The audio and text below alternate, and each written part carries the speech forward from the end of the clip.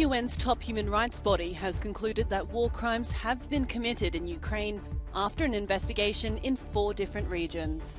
The self-declared People's Republic of Luhansk in occupied Ukraine prepares for a referendum on joining Russia, but British intelligence warns the outcome is fixed. The UK government announces a radical package of tax cuts and reforms aimed at boosting growth and investment. Experts from the UN's top human rights body say they've uncovered evidence of alleged war crimes, nearly 7 months into Russia's war in Ukraine. Presenting their most extensive findings so far, they cited testimonies of beatings, electric shocks and forced nudity in Russian detention facilities. Based on the evidence gathered by the Commission, it has concluded that war crimes have been committed in Ukraine. We were struck by the large number of executions in the areas that we visited.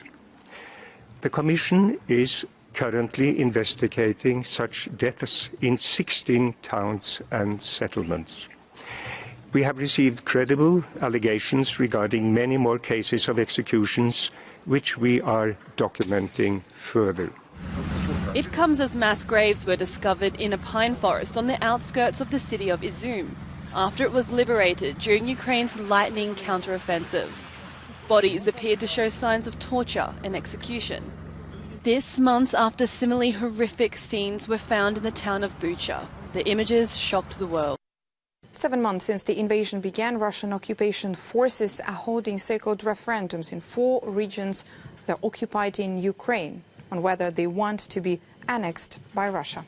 The Institute for the Study of War also says that Russian officials created polling stations in parts of Russia, ostensibly to enable displaced, and in many cases that means kidnapped, Ukrainian residents of occupied territories to vote. The 4 regions involved are either partially or completely occupied by Russia. Much of the pre-war population has fled these areas, but when it comes to Donetsk and Zaporizhia, large parts of these regions are still held by Ukrainian forces. The Institute for the Study of War says Russian occupation officials in Ukraine likely expect to be forced to provide personnel to meet Russian regional mobilization quotas after the Kremlin illegally annexes occupied Ukrainian territories. Now, moreover, these regions at the border, this is still where the heavy fighting continues. Ukrainian forces likely continue their limited counter-offensive operations along the Kharkiv and Luhansk regions border and continue to attacks towards Liman, while Russian troops reportedly shelled Yatskivka, this is about 25 kilometers from Liman, indicating that Russian forces are targeting newly captured Ukrainian positions in these areas. Now, the UK Defence Ministry has also given its latest assessment, saying that the battle situation remains complex.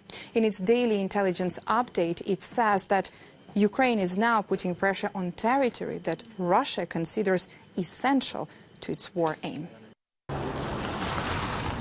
Residents of this village of Lubyaza in Ukraine collect boxes filled with basic food necessities, delivered from the United Nations World Food Programme.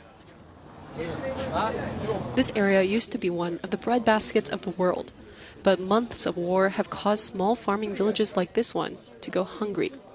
Lubyaza is 51 kilometers southeast of Kharkiv and has been on the front lines for months. Many receiving a box are elderly. Galina is a 75-year-old woman who tearfully recounts what it's been like to live under bombs with virtually nothing to eat. At first we had nothing, no stores were open, we didn't have any food at all. Now I'm just 33 kilos. It's tragic, they destroyed the whole village. It was so nice before, now it's destroyed. Each aid box contains 12 kilos of food, such as oil, rice, pasta, beans, and canned meat. But eating isn't their only concern. As winter approaches, many residents are worried about energy. Yes, 6 months without electricity, and now already 3 months without gas. But we'll make it somehow.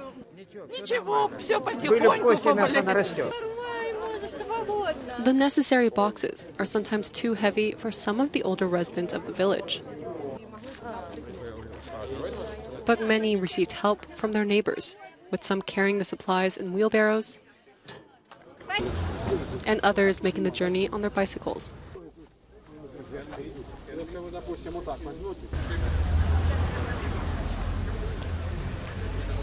Anti-government protests are spreading in Iran after the death of Mahsa Amini, a young woman who died in custody of the country's morality police.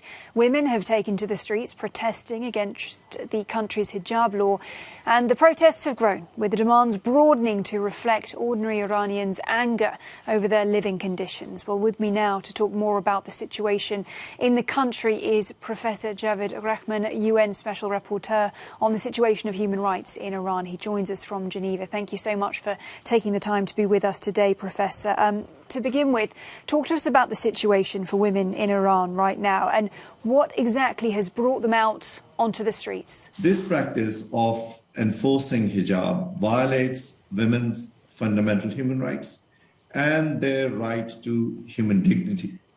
And it is unfortunate that this law has been in place for a very long time, and women have suffered because of this law of enforcement. And now we find that the morality police is even more rigorous, and it is aggressively implementing this policy of enforcement. As you say, we've seen 31 civilians at least killed in a crackdown by Iranian security forces.